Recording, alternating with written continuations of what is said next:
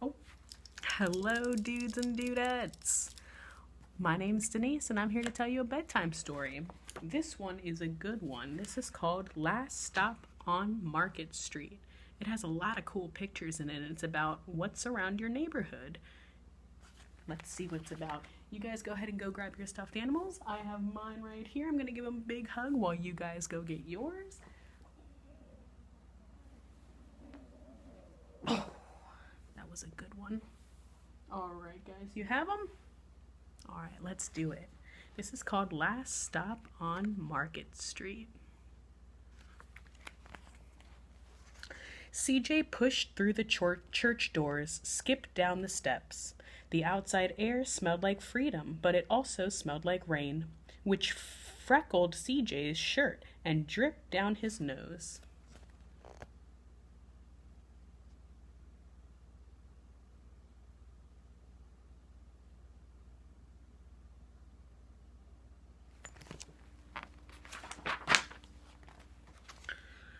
He ducked under his Nana's umbrella, saying, "How come we gotta wait for the bus in all this wet?" "Trees get thirsty too," his Nana told him. "Don't you see that big one drinking through a straw?" CJ looked for a long time, but never saw a straw.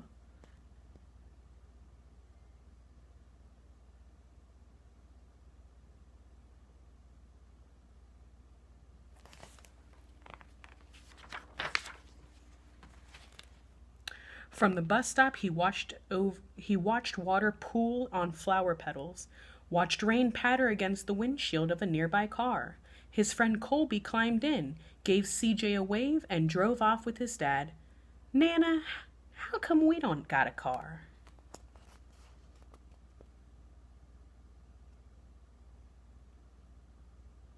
They're waiting. Looks like they're waiting for the bus. Neat. Oh, here it comes. "Boy, what do we need a car for? We got a bus that breathes fire and old Mr. Dennis who always has a trick for you." The bus creaked to a stop in front of them. It sighed and sagged, and the doors swung open.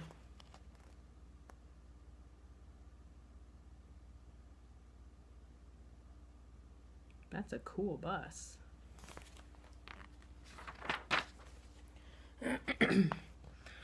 "What's that I see?" Mr. Dennis asked. He pulled a coin from behind CJ's ear, placed it in his palm. Nana laughed her deep laugh and pushed CJ along.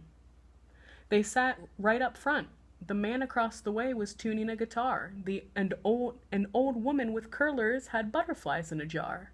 Nana gave everyone a great big smile and a good afternoon.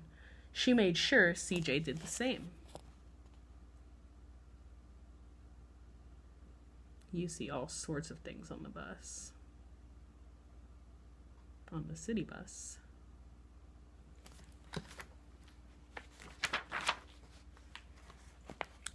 The bus lurched forward and stopped, lurched forward and stopped. Nana hummed as she knit. "How come we always gotta go here after church?" CJ said. "Miguel and Colby never have to go nowhere." "I feel sorry for those boys," she told him. "They'll never get a chance to meet Bobo or the sunglass man. And I hear Trixie got herself a brand new hat." CJ stared out the window feeling sorry for himself.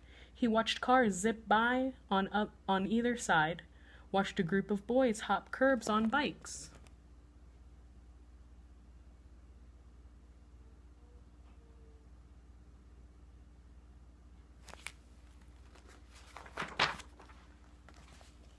A man climbed aboard with a spotted dog. CJ gave up his seat.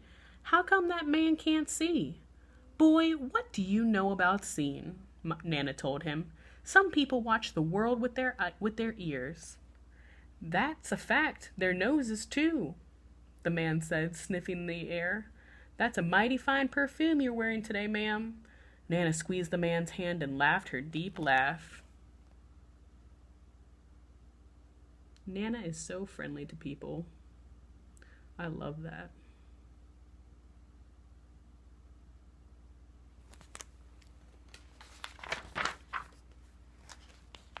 Two older boys got on next. CJ watched as they moved on by and stood in back. Sure wish I had one of those, he said. Nana set down her knitting.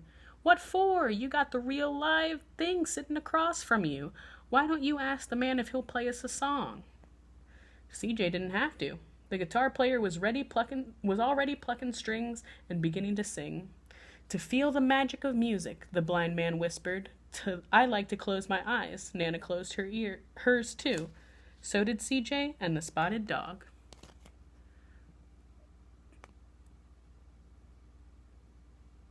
That's my favorite thing when people play their music. Pianos, guitars, banjos. Sounds so neat. And in the darkness, the rhythm lifted CJ out of the bus, out of the busy city. He saw sunset colors swirling over crashing waves, saw a family of hawks slicing through the sky, saw the old woman's butterflies dancing free in the light of the moon. CJ's chest grew full and he was lost in the sound, and the sound gave him the feeling of magic. Music can definitely take you out of this world sometimes.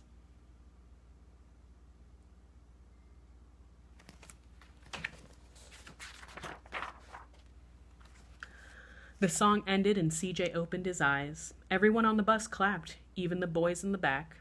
Nana glanced at the coin in CJ's palm. CJ dropped it in the man's hat.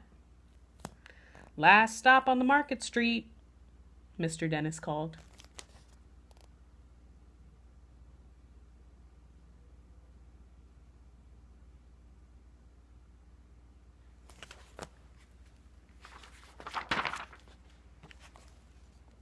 CJ looked around as he stepped off the bus. Crumbling sidewalks and broken down doors, graffiti-tagged windows and boarded-up stores. He reached for his Nana's hand. How come it's always so dirty over here? She smiled and pointed to the sky. Sometimes when you're surrounded by dirt, CJ, you're a better witness for what's beautiful.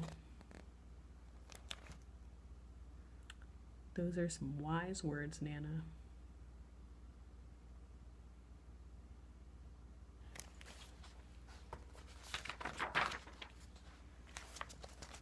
CJ saw the perfect rainbow arching over the soup kitchen.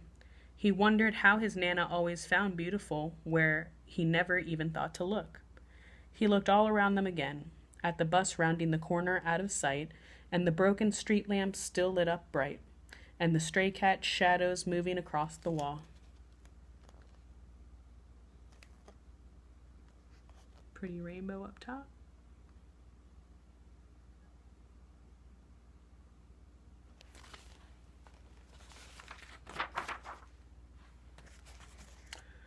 When he spotted their familiar faces in the window, he said, "I'm glad we came."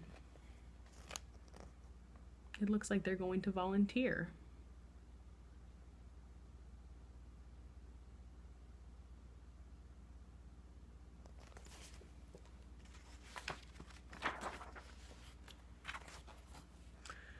He thought his Nana might laugh, her deep laugh, but she didn't.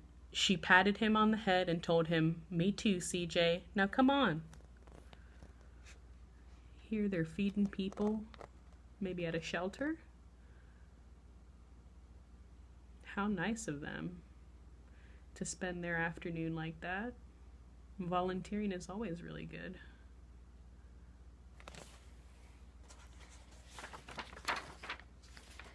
And then that's them waiting on the bus stop again. You know, it is so rewarding to volunteer and help people out. I think it's a great idea. I love that book. What did you think about that book, Mark? I think you liked it. I love you guys so much. Thank you guys so much for listening to my story, and I wish you guys a good night. I'm going to give Mark one big last hug.